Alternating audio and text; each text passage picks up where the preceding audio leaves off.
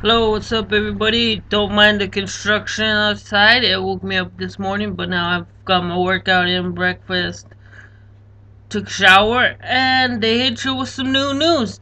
EA Sports UFC put out another pre-order bonus. You get to roll as the original legend Royce Gracie. Yes, it's Royce, not Royce. In Portuguese, the R makes the H sound. So, respect ele bravo, he this respect the key. um so I say pre-order bonus with quotations because guess what, all you gotta do is play that career mode and you get Bruce Lee and Royce Gracie. Which, why call him a pre-order bonus if you just gotta play the career mode to unlock them? Now, this worries me for two reasons. One, they're either not expecting a lot of people to pre-order the game. I pre-ordered my copy before they announced Bruce Lee even. Um, and the rat bastard at GameStop told me it was coming out on the 6th of May. So I went, whoa, I better get it. And then they hit you with June 17th. Now, like I was saying, so I'm worried for two reasons since they're throwing in pre-order bonuses and, oh, just play the career mode and you get them. One, they're not expecting a lot of people to pre-order it. Or two, career mode's kind of pointless. And I could see why. Because they announced, or they answered on their EA Sports Q&A forum thing on easports.com/UFC. So when you're playing ranked matches online against your buddies, your friends, your enemies, random people, strangers, people at your gym or whatever, it's ranked matches are roster fighters only. So if you sit through career mode and go through hours and hours refining your fighter, your personal fighter, you get it the way you like it, the way you like to fight, the style of fight you like to fight. You get your guy perfect, which I do. I played the hell out of UFC Undisputed 3. Even when the servers were down, I still played career mode. That was my thing. It's fun.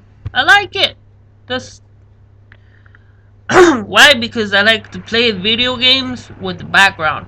So I'll put on, old UFC in the laptop, boom, play some video games, distraction.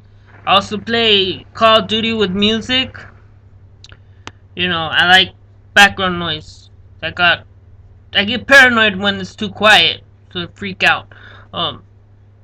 So yeah, I think maybe that's why they're kind of like, oh, play career mode, and you need incentive.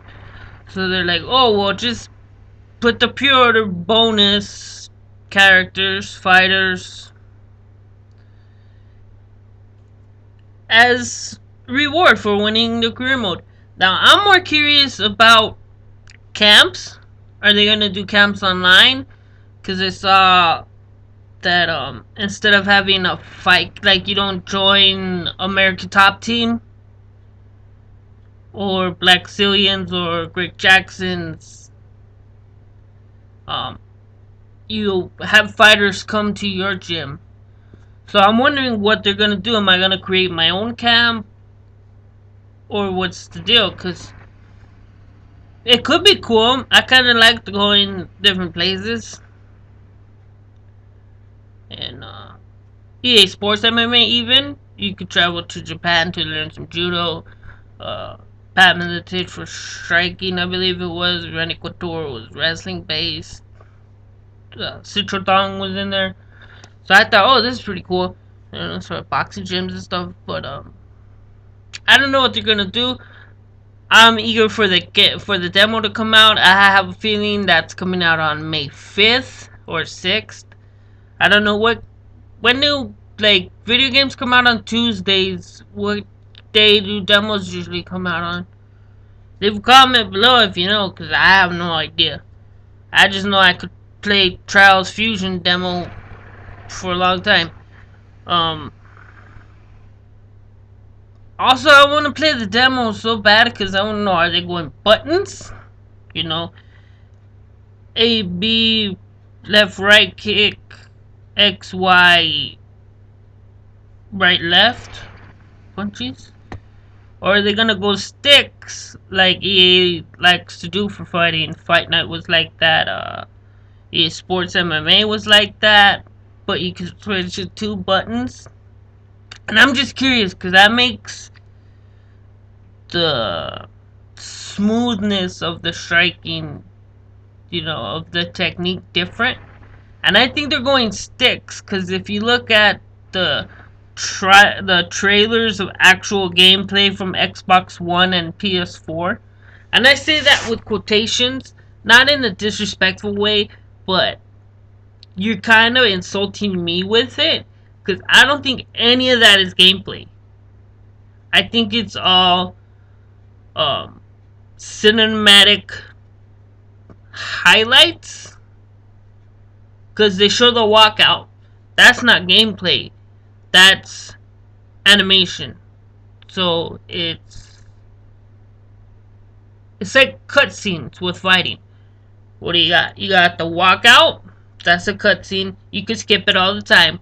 They got the entrance with Bruce Buffer where he says, "Introduce you first. Fight it on the red quarter." They got that. Uh, that's also a cutscene. And then they show these techniques, hooks, kicks, and everything. They show fighting to show the actual combat. But if you watch it, some of it's from over the cage. So if you watch a UFC fight, you watch the pay-per-view, they have cameraman standing around the cage, all around the cage. And they're either squatting down like this and looking through the cage, so you get a through the cage shot and you get the black cage in your face. Or they're standing on a milk crate. If you don't know what a milk crate, it's basically a stool that you stand on, and they're looking over the top, so they're holding the camera up and over, looking over the top of the cage so there's no blocking your vision. In the trailers, they got again, if you watch the trailers, they're kind of interesting.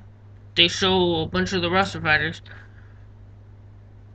but it shows looking through the cage. So to me, that indicates, oh, these are highlight after post-fight highlights. That's how I see it. In between round highlights. So to me, I don't think any of it's actual gameplay. I think it's highlights from post-fight highlights, and entrance, walkout cutscenes, introductory cutscenes. And that's how I see it. Maybe some of it is gameplay, maybe from looking over it is actual gameplay, but I have no idea. And some of them look clunky to me. The transitions from striking doesn't look smooth. I think it's Anthony Pettis. He throws a punch combination and then does a wheel kick or a cartwheel kick. I can't even remember exactly, but it doesn't look smooth. It looks kind of like you just on the stick, so you I'll do it. Cartwheel kick, yes! That's how I picture it, because they got this flash knockout system, and I don't know. Also, one more thing before I go. Past last Wednesday, the Ultimate Fighter started. TUF 19, BJ Penn versus Frankie Edgar. I'm watching. I love me some BJ Penn. That guy's my hero. He's kind of the reason I got into fighting. Back in 2006 when he did TUF 5 versus Transpulver. That's another thing. So 2 things before I go. Or 3 things actually, because I'm going to talk about Royce and Bruce Lee again. So yeah. Since they put in Royce Gracie, Bruce Lee. Um, I doubt Randy Couture will be in the game, and that's kind of a disappointment. I'd love to see Mark Coleman, Jens Pulver. Now, a lot of people go, who's Jens Pulver? Jens Pulver was the original UFC, at that time, bantamweight champion. Because back in the day, they called 155ers bantamweights. And Jens Pulver and PJ Penn were kind of the two pioneers. There's Carl Uno, Dean Thomas, Matt Serra was in the mix. Those are like your top four. There was other fighters, Josh Thompson, Dwayne Bang Ludwig was in there. It's really fun to watch back in the day because it's kind of how the flyweights are treated now. Like, flyweights can do nothing, you know, they can knock people out. That's how people treated the lightweights. So bad that they actually cut the division and then brought it back with the Ultimate Fighter.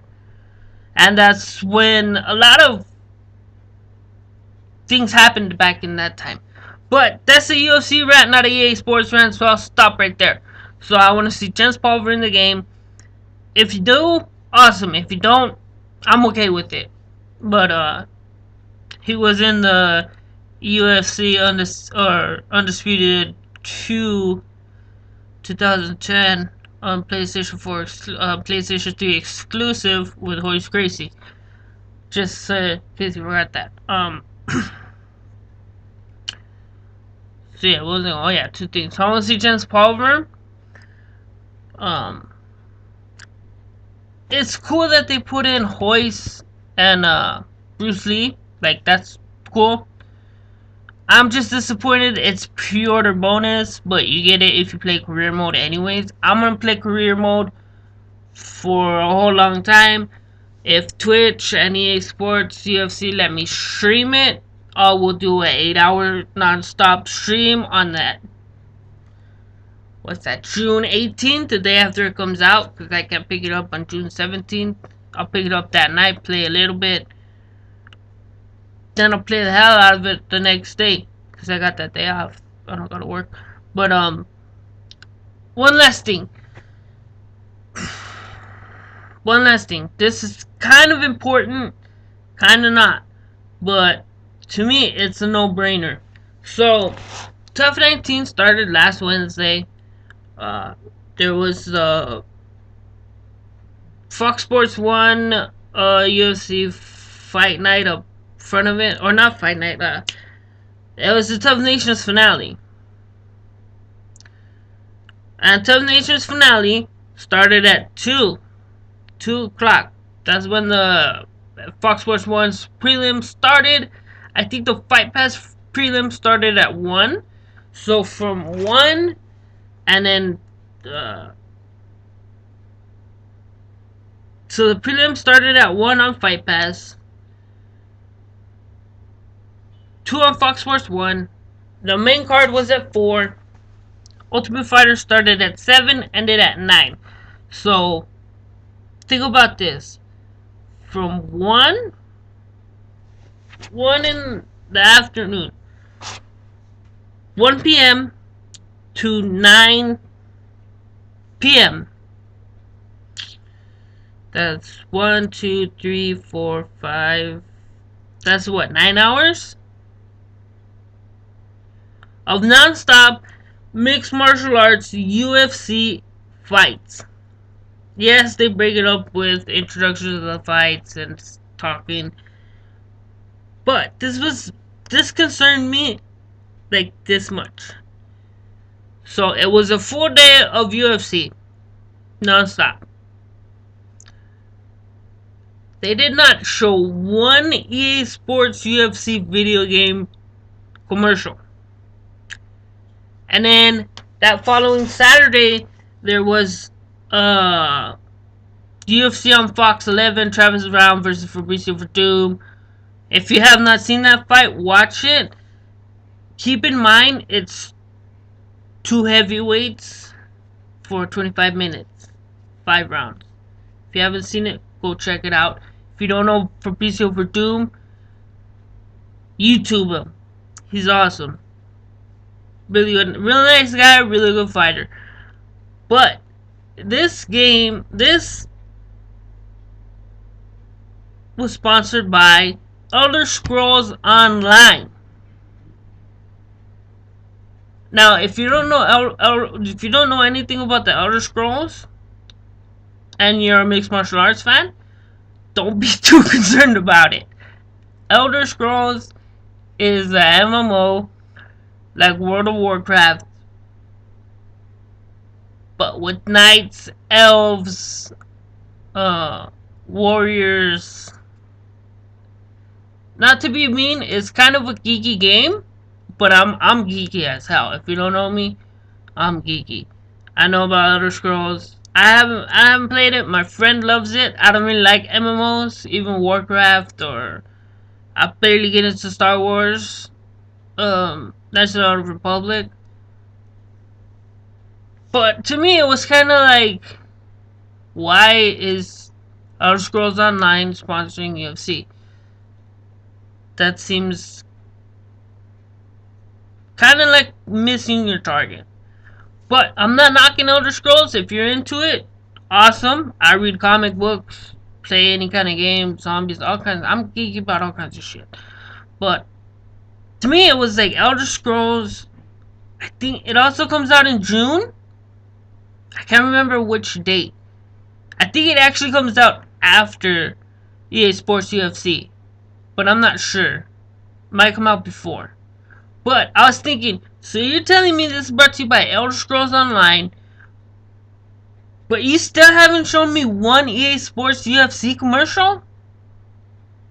The trailer, or whatever you want to call it, was on Xbox Live for a day or two, maybe 3 days, and then it's gone. What's going on with advertising? Did you guys not want to spend any money on advertising and you're just going to do it through Facebook and YouTube? And Twitter? And occasionally throw a decal on the octagon? Like, seriously, I have not seen, like, without having to look for it. You know, there's people on Facebook. When's EA Sports come out? When's EA Sports UFC come out? And to me, it's like, that's a problem. Especially if you have pre-order bonuses, like I said, that's a problem. That's a marketing issue. Yes, it's EA, and they got a whole mess of games coming out. They got a whole mess of games out already. But that concerns me for the future of EA Sports and UFC. Because if you guys don't remember this, and you probably don't, and I don't blame you, there was a Pride FC game that came out for PlayStation 2 through THQ. Then there was 2 or 3 UFC games that came out through different people. And they didn't do too good. I forget what they were called, but they didn't do too good. And it wasn't until 2009 was when we got the next UFC game. And the previous ones for PlayStation 2 and Xbox.